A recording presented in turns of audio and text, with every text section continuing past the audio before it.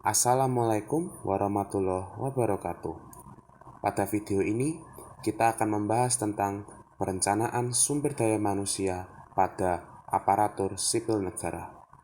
Sebelumnya, kami dari kelompok 1 mohon izin memperkenalkan diri.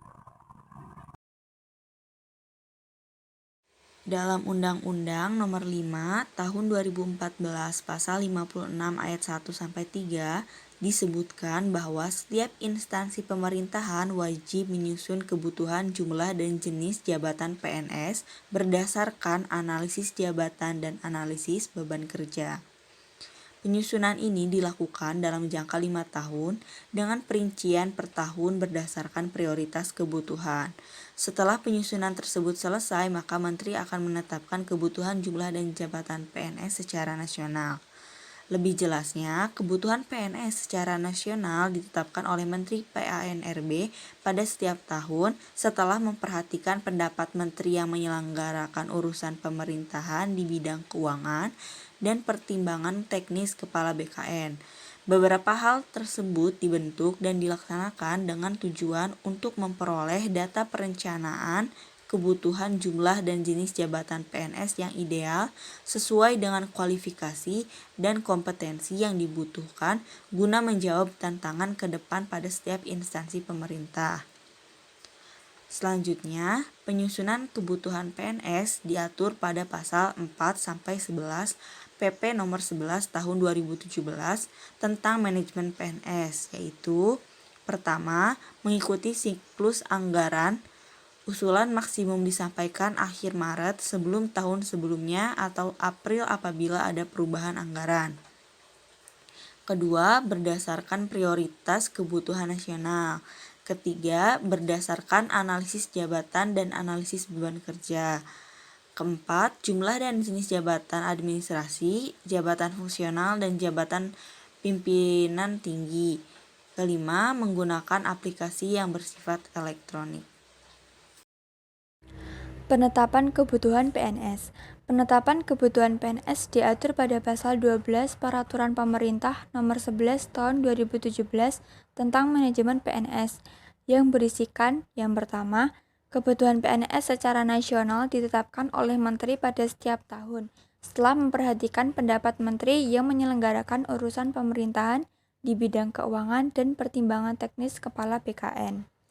Yang kedua yaitu pertimbangan teknis Kepala BKN disampaikan kepada Menteri paling lambat akhir bulan Juli tahun sebelumnya dan Menteri menyusun rencana pemenuhan kebutuhan PNS berdasarkan prioritas pembangunan nasional.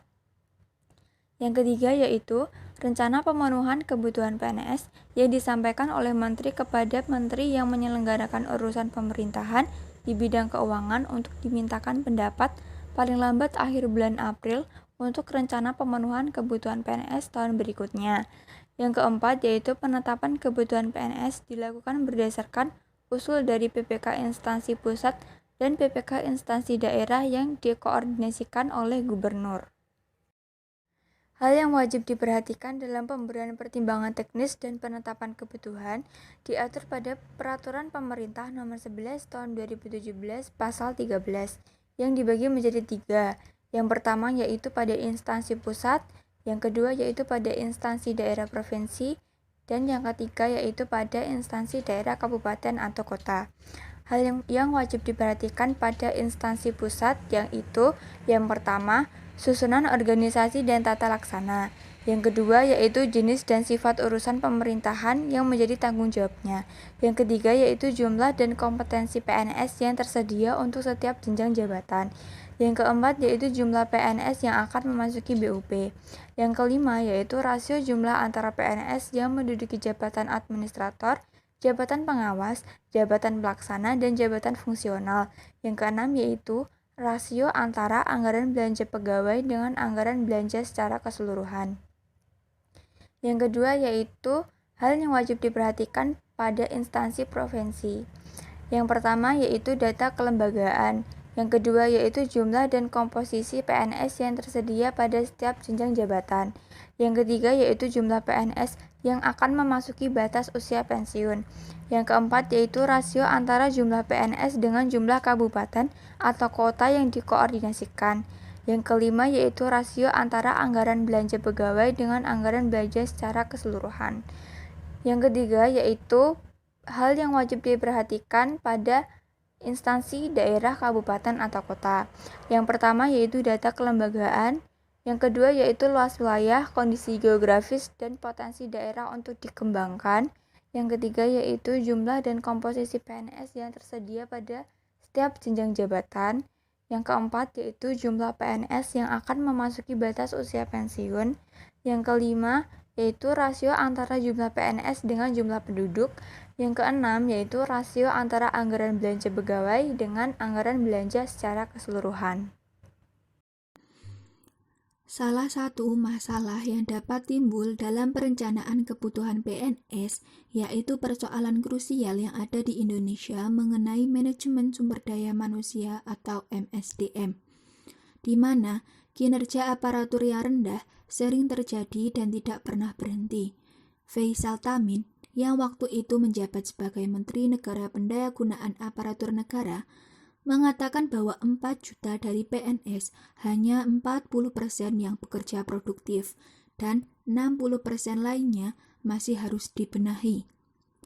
Jika dilihat dari pengalokasian pemerintah terhadap anggaran untuk membayar gaji dan tunjangan para PNS, maka hal tersebut sangat menyedihkan dan sayang terhadap pemborosan anggaran.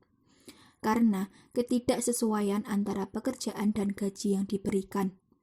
Salah satu yang menyebabkan hal tersebut terjadi yaitu kemampuan pemerintah dalam memprediksi kebutuhan pegawai mengenai kualitas dan kuantitas SDM yang diperlukan.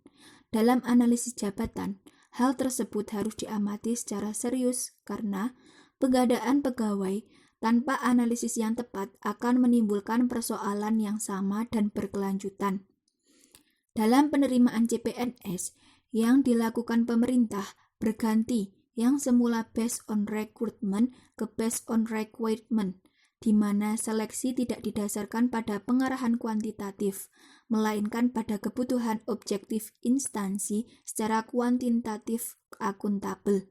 Seharusnya desain dan analisis kebutuhan pegawai untuk 5 tahun harus berdasarkan kebutuhan objektif melalui analisis jabatan dan analisis kebutuhan kerja yang berbasis sistem merit.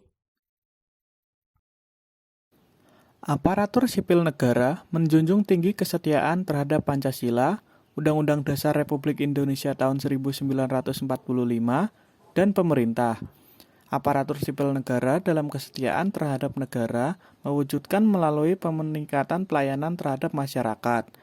Namun dalam penerapannya, sikap disiplin, jujur, adil, transparan, dan akuntabel dalam melaksanakan tugas belum terlaksana secara maksimal.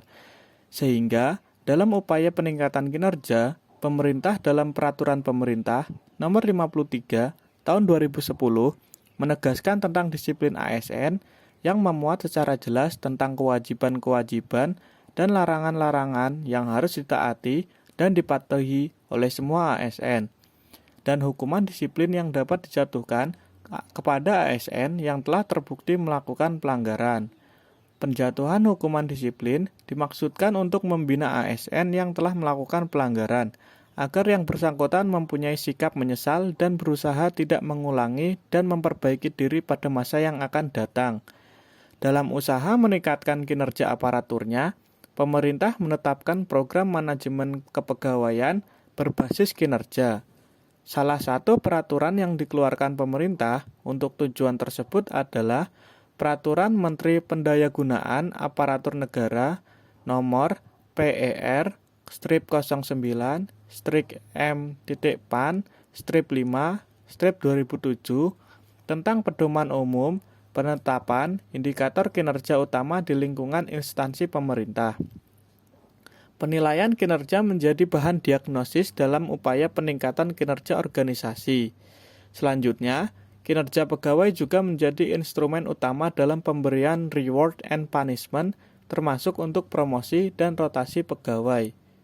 Upaya lain yang diupayakan pemerintah dalam memperbaiki kinerja aparaturnya adalah pendidikan dan pelatihan atau diklat pegawai, penegakan disiplin PNS, dan sistem remunerasi di lingkungan kerja instansi pemerintah. Dalam upaya peningkatan profesionalitas pegawainya, pemerintah menggalakkan pendidikan dan pelatihan atau diklat pegawai. Diklat dapat berupa diklat prajabatan dan diklat dalam jabatan, antara lain diklat kepemimpinan, diklat fungsional, dan diklat teknis.